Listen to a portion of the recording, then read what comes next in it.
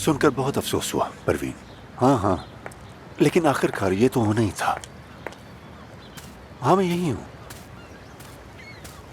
जब भी तुम बात करना चाहो हम बात कर सकते हैं, समझ गई परवीन? चलो अपना ख्याल रखना। Okay bye. कैसा लगा ये सब काया साहब? तो बताएं, क्या आपने कभी अपना चेहरा इस घर की तरफ कभी घुमा कर देखा है? बताएं मुझे। मैं यहाँ सुकून से बैठा हूँ तो मैंने कोई जुर्म किया सबा साहिबा? कुछ हुआ है क्या? पता नहीं ये जुर्म है या नहीं, लेकिन तुम्हारा बेटा सुबह से खुद को कमरे में बंद करके बैठा है और बाहर आने की जहमत भी नहीं कर रहा। तो हाँ, तुमने बाप होने के नाते जुर्म किया है। अच्छा, तो फिर मैं उसके पास जाऊँ या कमरे में? तुम सिर्फ और सिर्फ अपने फोन पे ध्यान देते हो मेरी जान। थोड़ा सा ध्यान उस पर दो तो तुम्हारा क्या बिगड़ जाएगा बताओ? हाँ, कभी तुमने उससे ये पूछा है कि बेटा तुम्हें किसी चीज की जरूरत है? हाँ काया? बस क्या करूं, मैं आजकल तुम लोगों को खुश नहीं कर पा रहा, बहुत मसरूफियत है। तो तुम कोई परिंदा पकड़ कर दिखाओ मुझे, फिर बात करेंगे, समझे? मैं जा रही हूँ, तुम संभाल लेना, ठीक है?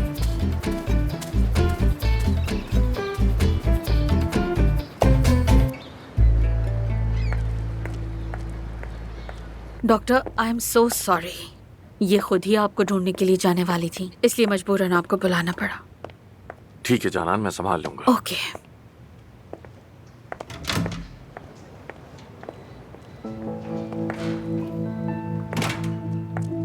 मैंने तुमसे कहा था कि तुमसे मिलना नहीं चाहता, तुम्हें समझ में नहीं आती क्या? तुमसे राब्ता करने की कोशिश की थी। तुम मुझसे कोई मजाक कर रही हो क्या?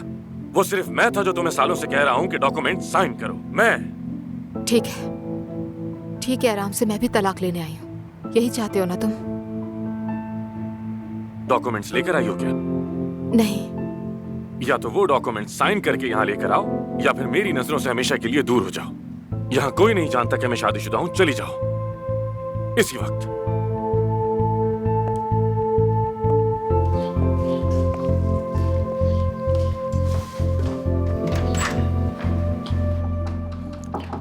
कम इन। बाबा। जान,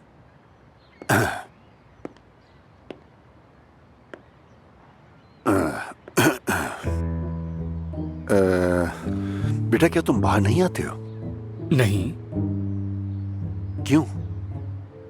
अम्मी ने भेजा है आपको? नहीं, मैं तो खुद आया हूँ। मतलब अगर तुम चाहो तो मेरे साथ कुछ बात कर सकते हो। अगर कुछ हुआ तो तुम बिला झिझक मेरे पास आ सकते हो, कोई मसला नहीं। बाबा अम्मी को कह दें कि मैं बिल्कुल ठीक हूँ। ठीक है।